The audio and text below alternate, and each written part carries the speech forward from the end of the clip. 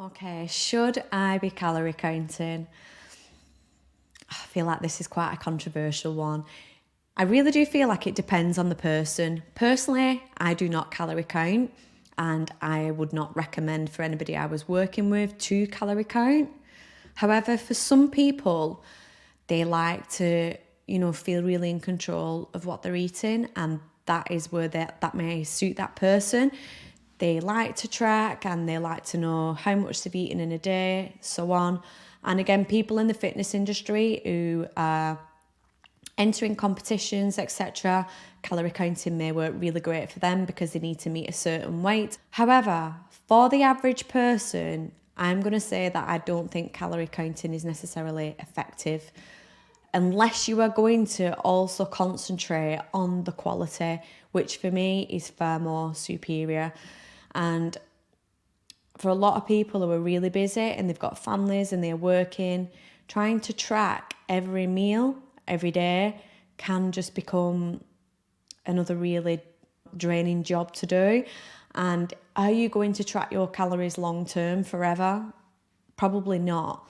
So unless we are going to educate ourselves in nutrition and learn about the quality of the foods, look at the holistic picture, make sure that we're looking after our gut health, making sure we're getting, lots of vitamins in from our fruits and our vegetables and focusing on different qualities of carbohydrates, that's where we're going to fall short with calorie counting. Because if you take, for example, if you are eating a ham wrap and you've got it from a superstore and it says it's a certain amount of calories, then you're like, great, I'm within my calories for the day.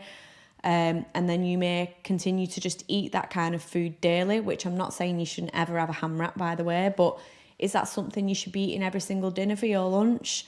Like a meal deal that falls within your calorie range? Definitely not. It's not going to be great for you to be having that all the time. However, if we're looking at it as calories, then technically you've got under your calories for that day. It's a refined carbohydrate. It's not going to sustain you feeling fuller for longer. It's not a good quality, and it's probably going to have a lot of preservatives in it as well. So for me, that's where I feel like counting calories falls short, and we're far more better for the average person to focus on the quality of our foods and the holistic picture on nutrition. Okay, so I've seen what you've said about calories, but I follow these people on Instagram and the figures are amazing and they count calories and they're eating like ham wraps and all these bars every day and having all these different drinks and they look absolutely amazing. And that's where that person may be training twice a day, they may be having a really strict regime in the gym. And again, for the average person, that's not something a lot of people have time to do. So then when you try and follow that same program and you've not got that time to do that amount of training and you don't get them same results, then you're going to be disappointed. And that's again where calorie counting can lead to that bit of disappointment. We can't compare ourselves to other people who have got different body compositions and makeups than us and work in different ways. And again, it's not focusing on that internal health of your digestive system and your gut health, which consuming them types of foods are not going to be beneficial for. So yeah, that's again where we can't compare to other people and it is individual. If you are someone who's excessively training and you are focusing on quality of foods and you are counting your foods and you're in that kind of sports fitness industry, then that is great for you.